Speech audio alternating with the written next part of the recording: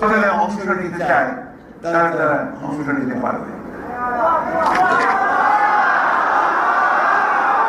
এটা কি আপনারা মেনে নেবেন?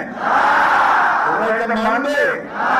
এর থেকে এটাই প্রমাণিত হয়েছে যে তারা এখন তাদের নিজেদের স্বার্থে ওই ফ্যাসিস্টদেরকে তারা জায়গা দিতে চায়।